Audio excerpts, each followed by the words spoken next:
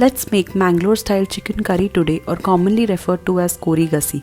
Link to the recipe in Hindi and Tulu is in the description box below.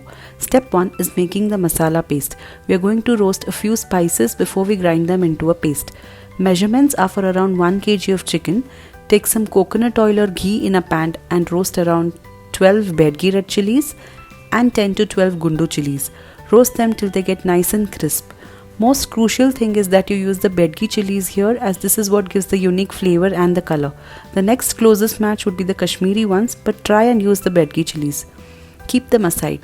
Now roast around 2.5 tablespoons of coriander seeds or dhania, half tablespoon of cumin seeds or jeera, half tablespoon of fennel seeds or saunf, half teaspoon of fenugreek seeds or methi, 1 teaspoon of black peppercorns, half tablespoon of poppy seeds or khaskhas, half teaspoon of carom seeds or ajwain, 3 cloves, half star anise, 1 small piece of cinnamon, 5 cardamom, half of a big cardamom.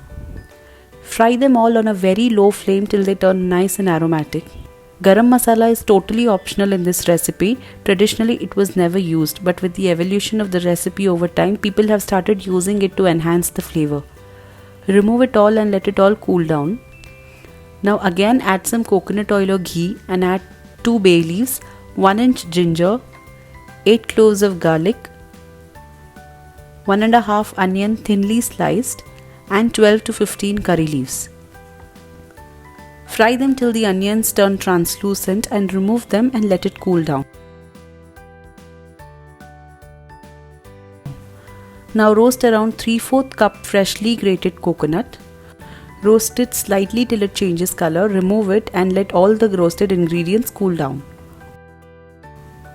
Now add a small marble sized piece of tamarind to it and around half a teaspoon of turmeric and grind all of this into a very fine paste. Add water as much as required.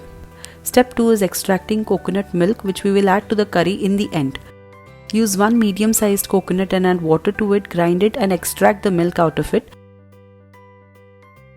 I'm going to repeat the process again. And finally, I have approximately 1 liter of coconut milk extracted from 1 medium sized coconut. Step 3 is making the chicken curry. Start by adding some ghee or coconut oil in a utensil of your choice. If you have an earthen pot, then go for it. Add a pinch of fenugreek seeds, 1 teaspoon cumin seeds, 2 crushed garlic cloves, 1 onion finely chopped, 12 to 15 curry leaves. Now add 1 kg of clean and cut chicken pieces. Add some salt, 1 teaspoon of turmeric, mix it all well. Add 1 whole tomato finely chopped, mix it all well. Cover and cook on a medium flame for 3 to 4 minutes. Now add the ground masala paste that we had prepared. Add some water, mix it all well.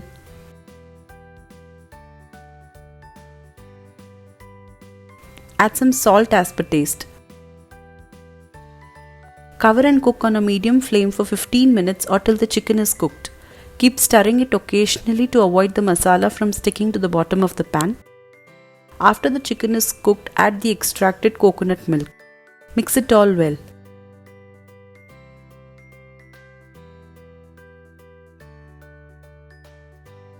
Add some coriander leaves for garnish. Let it come to a boil and then switch off the flame. Step 4 and the final step is tempering. Although this is an optional step, I would recommend that you do it. In a tadka pan, add some ghee or coconut oil. Add a pinch of fenugreek seeds, half teaspoon cumin seeds, 1 onion finely chopped,